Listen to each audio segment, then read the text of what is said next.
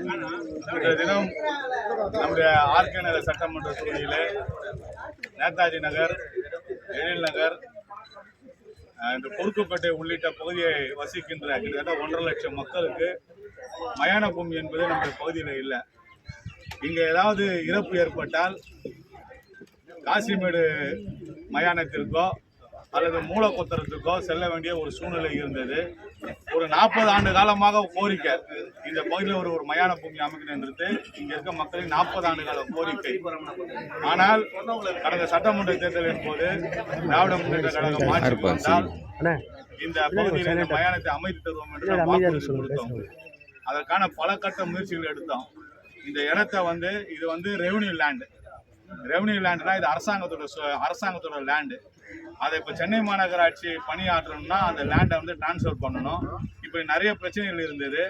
எல்லாத்தையும் சரி செஞ்சு இன்னைக்கு நம்முடைய மாண்புமிகு தமிழ்நாட்டின் முதலமைச்சர் அவர்களுக்கு இந்த கருத்தை அவர்கிட்ட கொண்டு போனோம்.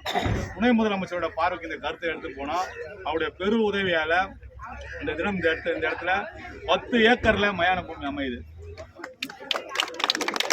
இந்துக்களுக்கு அவர்களை அடக்கம் செய்வதற்கு 3 ஏக்கர், கிறிஸ்தவர்களை அடக்கம் செய்வதற்கு 3 ஏக்கர், இஸ்லாமியர்களை அடக்கம் செய்வதற்கு 3 ஏக்கர்.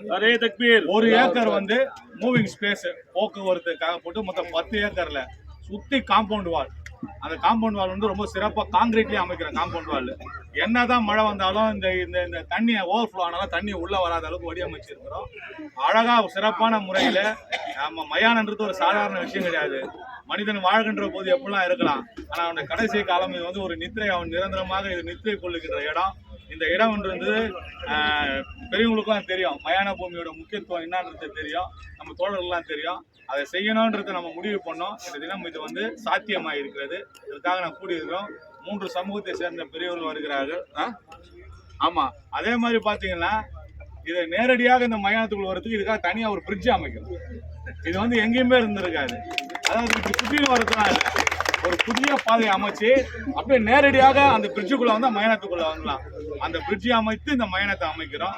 3 சமூகத்தில் சேர்ந்தவங்க அவங்கவுங்களோட மத வழிபாட்டின்படி அது ப்ரேயரு, அதே மாதிரி துவா சொல்றதோ இல்லை அதே மாதிரி நம்ம சபை வந்திருக்காரு பூஜை பண்ணுறது, அது மூவரும் பண்ணிட்ட பிறகு இந்த கல்லை நம்ம இந்த இடத்த எடுத்து வச்சு இந்த பணியை துவங்கி வச்சு இந்த இடத்துல கலைஞ்சு செல்வோம்.